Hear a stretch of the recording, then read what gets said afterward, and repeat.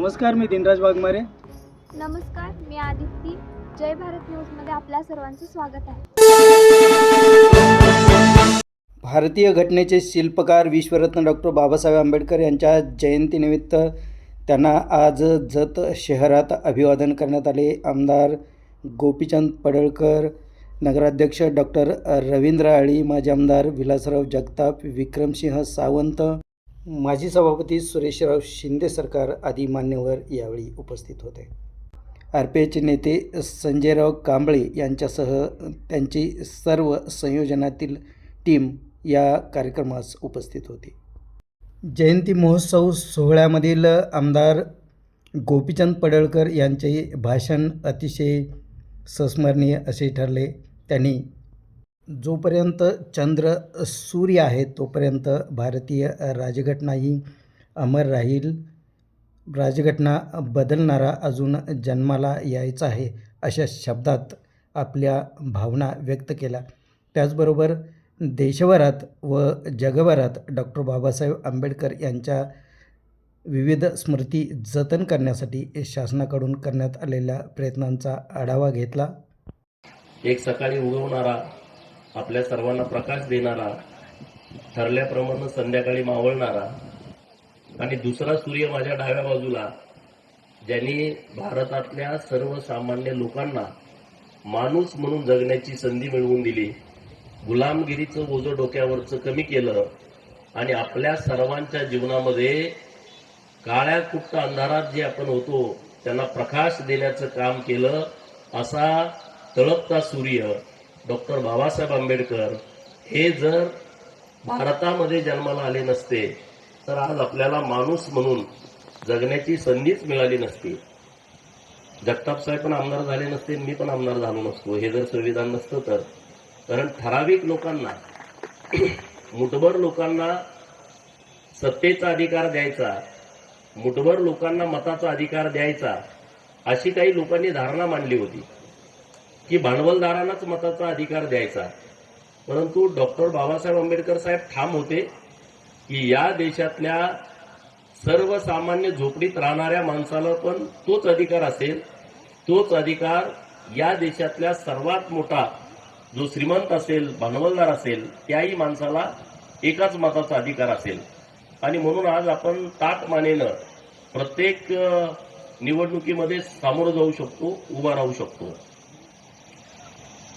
देशामध्ये जी विषमता आहे ती विषमता नष्ट करण्यासाठी डॉक्टर बाबासाहेब आंबेडकर साहेबांनी संविधानामध्ये त्याची तरतूद केली की आपल्यामध्ये समानता असली पाहिजे, आपल्याला समान संधी मिळाली पाहिजे, आपल्यामध्ये उच्च नीच कोणी असता कामा नये.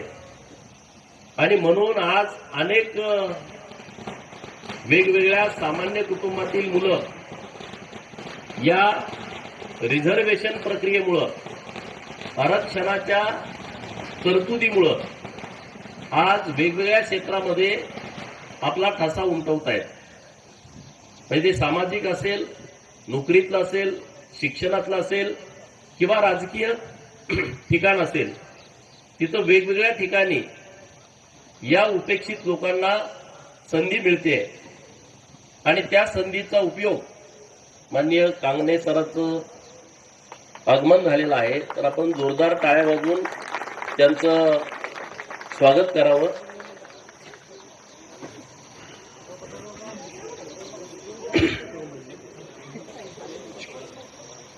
आपल्या जतमध्ये बाबासाहेबांचं आगमन झालं होतं. त्यांच्या पावन स्पर्शानं आपली भूमी पुनीत झालेली आहे. आणि आता माझं आणि जगताप साहेबांचं पण बोलणं झालं की एक चांगलं सांस्कृतिक सभागृह इथं व्हावं असे आपले संजय कांबळे साहेब पाठपुरावा करतेत. आठवले साहेबांचंही पत्र मला आलेलं आहे आणि त्यानुसार 2 विषय इथं सांस्कृतिक मोठं सभागृह आणि जिथं बाबासाहेबांची सभा झाली ते एक सभागृह खूप जुनं झालेलं आहे. असे 2 विषय आता आम्ही पूर्ण अंतिम टप्प्यामध्ये आणलेले आहेत. तर ते विषय आम्ही आता मार्गी लावून घेतोय. डॉक्टर अरळी साहेब नगराध्यक्ष झाल्याच्या नंतर जगताप साहेब एक प्रस्ताव जिल्हा नियोजनला दिलाय आणि अभ्यासिका मंजूर होते आणि ती अभ्यासिका भव्य दिव्य देखणी अभ्यासिका आपल्या शहरामध्ये उभी राहते आणि त्या अभ्यासिकेला महामानव डॉक्टर बाबासाहेब आंबेडकर अभ्यासिका असं नाव देण्याचं ठरलेलं आहे। एक चांगली अभ्यासिका जिल्हा नियोजन मधून जवळपास 2 कोटी रुपयाची अभ्यासिका ही माननीय चंद्रकांत दादांनी माननीय डॉक्टर आरडी साहेबांनी प्रस्ताव दिल्याच्या नंतर ती मान्य केलेली आहे आणि त्याचं एक ठिकाण ठरवून आपण आपल्या इथल्या विद्यार्थ्यांच्यासाठी सेंट्रल प्लेस असेल अशा पद्धतीचं ठिकाण ठरवून ती अभ्यासिका बांधण्याचं काम आहोत की ते महाराष्ट्रातले होते। आपण नशिबवान आहोत की कोकणामध्ये त्यांचं मूळ गाव आहे। जन्मगाव जरी मध्य प्रदेशमध्ये असलं तरी त्यांचं मूळ गाव कोकणामध्ये आहे। आता 135वी जयंती आहे।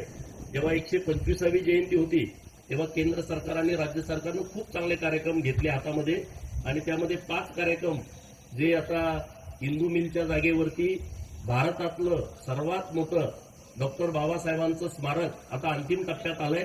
95% काम पूर्ण झालेलं आहे। म्हणजे येत्या काही महिन्यांमध्ये ते काम पूर्ण होईल आणि आपल्या सर्वांच्यासाठी दर्शनासाठी इंदू मिलचं स्मारक खुलं होणार आहे। नंबर 1। नंबर 2, कायदा मंत्री असताना महामानव डॉक्टर बाबासाहेब आंबेडकर साहेब ज्या बंगल्यात राहायचे त्या बंगल्यालाही राष्ट्रीय स्मारक केलेलं आहे। आणि दुसरं महत्वाचं, ज्या गावामध्ये जन्म झाला महू गावामध्ये अखंड गावाला राष्ट्रीय स्मारकाचं गाव म्हणून दर्जा दिला आणि तिथं खूप मोठं स्मारकाचं काम झालं। अंबडवे नावाचं जे कोकणातलं गाव आहे त्या गावाला राष्ट्रीय स्मारकाचा दर्जा दिला। 4 नंबर। आणि 5 नंबर, डॉक्टर बाबासाहेब आंबेडकर साहेब अभ्यास करण्यासाठी जेव्हा लंडनला गेले आणि ज्या घरात राहायला होते ते घर आपल्या सरकारनं 38 कोटी रुपयाला विकत घेतलं आणि जागतिक स्मारक हे लंडनमध्ये महाराष्ट्र सरकारच्या वतीनं निर्माण केलेलं आहे। असे अनेक विषय हातामध्ये घेतलेले आहेत। जिथं जिथं बाबासाहेबांचं जाणं झालं, जिथं जिथं बाबासाहेबांच्या अस्थीचे कलश आहेत त्या प्रत्येक ठिकाणी 5 कोटी रुपये देऊन तिथं भव्य आणि दिव्य डॉक्टर बाबासाहेब आंबेडकर साहेबांच्या स्मृती जतन करण्याचं काम हे आपल्या सरकारच्या माध्यमातून सुरू आहे। हे जरी राजकीय व्यासपीठ नसलं, माझं काम आहे सांगणं की आपण काय करतोय आणि त्यामुळे आपल्या जतमध्ये डॉक्टर बाबासाहेबांच्या नावानं आणखी काही तुमची संकल्पना असेल आणि हे करावं असं तुमची इच्छा असेल, मागणी असेल, सांगा। जगताप साहेबांनी मी इथं आहे, डॉक्टर साहेब आहेत, आपले सरकार साहेब आहेत, आपण सगळ्यांनी हे काम करू। हे काय कुठल्या पार्टीचं, कुठल्या गटाचं, कुठल्या नेत्याचं, बाबासाहेबांचं काम म्हणजे मानवजातीचं काम आहे आपल्या भारतातल्या। हे कुठल्या पक्ष पार्टीचं कामच असू शकत नाही। इतकं मोठं काम डॉक्टर बाबासाहेबांनी केलेलं आहे। मसुदा समितीचे अध्यक्ष म्हणून 2 वर्ष 11 महिने 18 दिवस हे जे काम चालू होतं रात्रंदिवस, त्यामध्ये सिंहाचा वाटा बाबासाहेबांचा आहे। नावाला समिती होती। सगळं काम जगातलं कुठल्या देशामध्ये लोकशाही आहे, कुठल्या लोकशाही मधले कुठले घटक आपल्या भारतामध्ये आणण्याची आवश्यकता आहे, ही सगळी मांडणी डॉक्टर बाबासाहेबांनी केलेली आहे।